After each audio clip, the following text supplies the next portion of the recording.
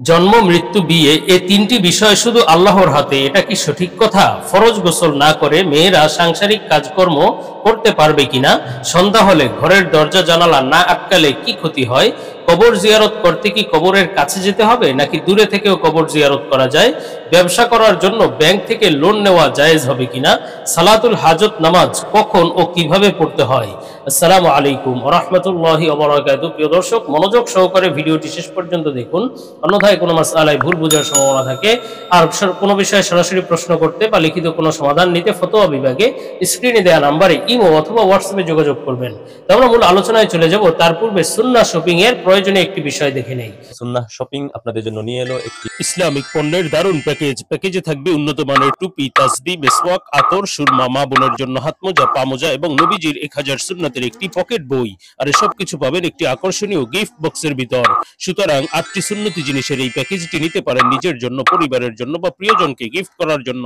দাম মাত্র 390 টাকা। অর্ডার করতে স্ক্রিনে দেওয়া ইমো অথবা হোয়াটসঅ্যাপ নম্বরে যোগাযোগ করুন। আমরা সরাসরি প্রশ্নের জবাবে চলে যে প্রশ্ন ছিল সালাতুল হাজত নামাজ কখন কিভাবে পড়তে হয়। দেখুন, সালাতুল হাজত নামাজ প্রয়োজনের নামাজ। রাসূলুল্লাহ সাল্লাল্লাহু আলাইহি ওয়াসাল্লাম যে কোনো প্রয়োজন আসলে, যে কোনো অবস্থা বিপদ আসলে তিনি সালাতুল হাজতে দাঁড়াতেন। তেমনি ভাবে আল্লাহ সুবহানাহু ওয়া তাআলা এই নামাজের দিক নির্দেশনা দিয়েছেন, ইয়া আইয়ুহাল্লাযীনা আমানুস্তাঈনু বিস-সাবরি ওয়াস-সালাহ ইন্নাল্লাহা মা'আস-সাবিরিন। হে মুমিনরা, তোমরা আল্লাহ তাআলার কাছে সাহায্য চাও নামাজের মাধ্যমে এবং ধৈর্যের মাধ্যমে। সুতরাং যে কোনো প্রয়োজন আসলে, যে কোনো বিপদ আপদ, দুঃখ দুর্দশা আসলে আল্লাহ তাআলার কাছে আমরা সাহায্য চাইবো।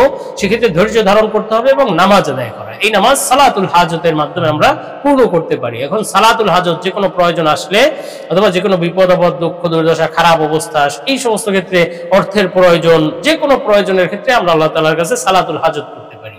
এখন কখন পড়বো এই সালাতুল হাজতের সময় কখন? যেই সময়গুলোতে যে কোনো নামাজ পড়া হারাম, ওই সময়গুলোতে বাদ দিয়ে অন্য যে কোনো সময় সালাতুল হাজত পড়া যায়। নির্ধারিত কোনো সময় নেই যে এই সময় সালাতুল হাজত পড়তে হবে। তো সেক্ষেত্রে সূর্যোদয়ের সময়, সূর্যাস্তের সময়, সূর্য যখন মধ্য গগনে থাকে তখন এই 3 সময় নামাজ পড়া হারাম। তেমনি সূর্যোদয়ের পরে 15 মিনিট, সূর্যাস্তের আগের 15 মিনিট এবং আসরের পর থেকে নিয়ে মাগরিব পর্যন্ত যে কোনো নফল পড়া মাকরুহ। তো এই সময়ে সালাতুল হাজত পড়বো না। তেমনি ফজরের আজান দিলে ফজরের সূর্যাস্ত পর্যন্ত যে কোনো নফল নামাজ, ওই ফজরের সুন্নাত এবং ফরজ বাদ দিয়ে অন্য নামাজ পড়া মাকরুহ। তো এই সময়গুলোতে আমরা পড়বো না। নফল নামাজ পড়া মাকরুহ, এই সময়গুলোতে পড়বো না। এছাড়া অন্য যে কোনো সময় সালাতুল হাজত পড়া যেতে পারে। এখন কিভাবে পড়বো? 2 রাকাত করে পড়া যেতে পারে, আর 4 রাকাতও পড়া যেতে পারে। 2 রাকাত যদি নফল নামাজের নিয়ত, সালাতুল হাজত যেহেতু নফল, নিয়ত করলো যে আমি 2 রাকাত নফল সালাতুল হাজত করছি, বাস যথেষ্ট। অথবা 4 রাকাতের নিয়ত করলে সেটাও যথেষ্ট, সেটাও পড়তে পারে। আর পড়ার নিয়ম হলো আপনার যে অন্য যে কোনো নামাজ আমরা যেভাবে পড়ি, সূরা ফাতিহার সাথে অন্য যে কোনো একটি সূরা মিলালেই হবে, এটাই যথেষ্ট, নির্ধারিত কোনো সূরা নেই। তো আমরা পরবর্তী প্রশ্নের জবাবে চলে যাই। প্রশ্ন ছিল ব্যবসা করার জন্য ব্যাংক থেকে লোন নেওয়া জায়েজ হবে কিনা। দেখুন, ব্যবসা করার জন্য ব্যাংক থেকে লোন নেওয়া জায়েজ হবে, তবে শর্ত হলো সুদ ভিত্তিক লোন না হতে হবে। অর্থাৎ সুদ দেওয়ার শর্তে যেই ব্যাংকগুলোতে লোন দেয় এই ধরনের লোন নেওয়া জায়েজ হবে না। কেননা সুদ নেওয়া যেমন হারাম, সুদ দেওয়াও হারাম। সেক্ষেত্রে যদি আপনি কথার কথা 50,000 টাকা লোন নিলেন, আপনাকে শর্ত দেওয়া হলো যে আপনার কিস্তির মাধ্যমে হোক অথবা যে কোনোভাবে আপনার 52,000 টাকা পরিশোধ করতে হবে, অথবা 55,000 বা 60,000, যেটাই হোক। ওর কথা যেই মূল টাকা আপনি লোন নিয়েছেন তার চেয়ে বেশি দেওয়ার যদি বেশি পরিশোধ করার যদি শর্ত হয়ে থাকে, তাহলে সেটাই সুদ এবং সেটাই হারাম, সেটা নেওয়া যাবে না। হ্যাঁ, যদি কোনো ব্যাংক আপনাকে সুদ মুক্তভাবে লোন দেয়, যে সুদ দিতে হবে না, যেই কয় টাকা নিয়েছে ওই কয় টাকা দিবে। অথবা আরেকটা পদ্ধতি আছে ব্যবসার ভিত্তিতে, মুদারাবার ভিত্তিতে যেই লোনগুলো হয়ে থাকে, অর্থাৎ আপনি যেই ব্যবসা করবেন ওই ব্যবসার পার্সেন্টেজের উপরে যদি শর্ত হয়ে থাকে ব্যাংকের সাথে যে আপনি 90% রাখবেন, ব্যাংকে 10% দিতে হবে। এভাবে বিভিন্ন আরো শর্ত শরায়েত রয়েছে। এগুলোর ভিত্তিতে যদি কোনো ব্যাংক লোন দেয় তাহলে সেটা বৈধ হবে, এই ধরনের লোন আপনি নিতে পারেন। কিন্তু আসলে বাস্তবে বর্তমান বিশ্বের অধিকাংশ রাষ্ট্রে, এমনকি বাংলাদেশেও সুদভিত্তিক অর্থব্যবস্থা হওয়ার কারণে এমন সুদমুক্ত লোন পাওয়া মুশকিল বা এটা প্রায় অসম্ভবের মতো। ইসলামী ব্যাংকগুলোতে যেই লোনগুলো দিয়ে থাকে সেটা তারা চেষ্টা করে সুদমুক্তভাবে করার, কিন্তু তারপরেও বিভিন্ন শর্ত শরায়েত না পাওয়া যাওয়ার কারণে এক্ষেত্রেও সুদমুক্তভাবে হয় না। এজন্য সুদভিত্তিক লোন নেওয়া থেকে বিরত থাকতে হবে। আমরা পরবর্তী প্রশ্নের জবাবে চলে যাব। প্রশ্ন ছিল কবর জিয়ারত করতে কি কবরের কাছে যেতে হবে নাকি দূরে থেকেও কবর জিয়ারত করা যায়। দেখুন, কবর জিয়ারত বলতে আপনি কি বুঝেন সেটার উপরে নির্ভর করে প্রশ্নের জবাবটি। কবর জিয়ারত অর্থ হলো কবর দর্শন বা কবর দেখা। এখন এইটা যদি আপনি এই মূল অর্থে নেন, কবর জিয়ারত আমি কবর দর্শন করবো, সেটা তো কাছে যেয়েই করতে হবে, সেটা তো আর দূর থেকে দেখা যায় না। কিন্তু আপনি যদি এটার দ্বারা উদ্দেশ্য নেন যে কবর জিয়ারত দ্বারা আমি কবরওয়ালা ব্যক্তি বা যে ব্যক্তি কবরে শুয়ে আছে তার রুহের উপর আমি সওয়াব পৌঁছাবো, সওয়াব রেসানি করব, এটার জন্য কবরের কাছে যাওয়া জরুরি নয়। এটা আপনি দূরে থেকেও করতে পারেন। দূরে থেকে আপনি দান করলেন এবং অথবা নামাজ পড়লেন অথবা কোরআন তেলাওয়াত করলেন, এরপরে নিয়ত করলেন এতে যা সওয়াব হয়েছে আমি অমুক কবরওয়ালা বা অমুক ব্যক্তির রুহকে দান করে দিলাম, তার আমলনামায় দিয়ে দিলাম, এটাই যথেষ্ট। এটার জন্য আপনার কবরের কাছে যেতে হবে না। কিন্তু তারপরেও কবর জিয়ারত, কবরের কাছে গিয়ে করা সুন্নত, সেখানে গিয়ে আমল করা সুন্নত। রাসূল সাল্লাল্লাহু আলাইহি ওয়াসাল্লাম কবরস্থানে যেতেন, সেখানে কবর জিয়ারত করতেন।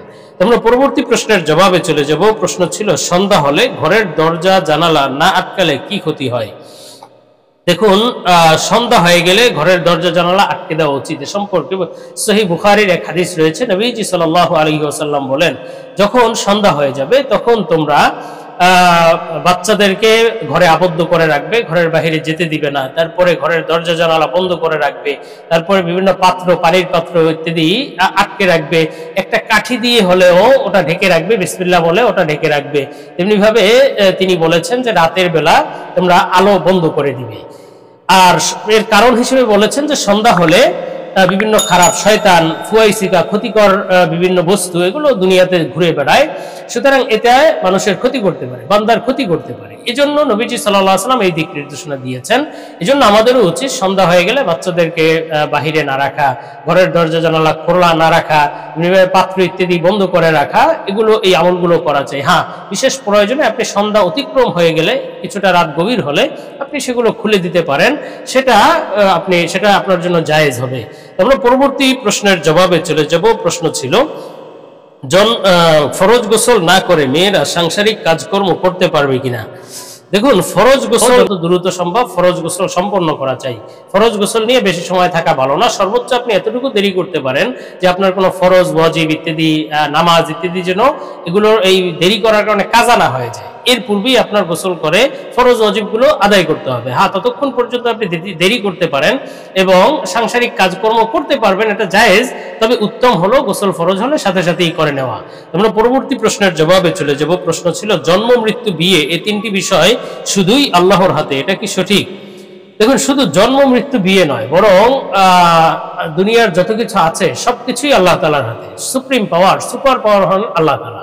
হ্যাঁ, বান্দার গ্রহণ করা না করা অথবা অর্জন করা না করা অথবা বান্দার চেষ্টার অধিকার আছে, সেই অধিকার আল্লাহ তাআলা দিয়ে দিয়েছে। সেটা অন্যান্য ক্ষেত্রে যেমন রিজিক আহরণ, কাজবাজ করা, আয় ইনকাম করা, সেগুলো আল্লাহ তাআলার হাতেই। আপনি কত টাকা ইনকাম করবেন, কি রিজিক আপনার আছে, সেগুলো আল্লাহ তাআলার হাতে, কিন্তু বান্দার চেষ্টা করতে হয়। তেমনি ভাবে জন্ম, মৃত্যু, বিয়ে এগুলোর ক্ষেত্রে একই কথা, বান্দার চেষ্টার এখানে প্রভাব আছে। সেক্ষেত্রে যেমন জন্ম, আল্লাহ তাআলার হাতে জন্ম, এবং আল্লাহ তাআলা চাইলে বিবাহ ছাড়াও জন্ম দিতে পারে, বাচ্চা ভূমিষ্ঠ করাতে পারেন বা বাচ্চা দিতে পারেন। কিন্তু সাধারণ অবস্থা হলো কিন্তু বান্দার বিবাহর মাধ্যমে সেটা করতে হয়। তেমনি ভাবে বিয়ে, এটা আল্লাহ তাআলার হাতে, কার সাথে কার বিয়ে হবে এটা তো আল্লাহ তাআলাই জানেন।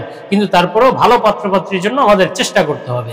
আসলে দুনিয়াতে যা আছে সবকিছুই আল্লাহ তাআলার হাতে, কিন্তু এগুলো অর্জন করা অথবা চেষ্টার অধিকারটা বা চেষ্টার বিষয়টা বান্দার উপরে ন্যস্ত, বান্দার চেষ্টা করতে হবে।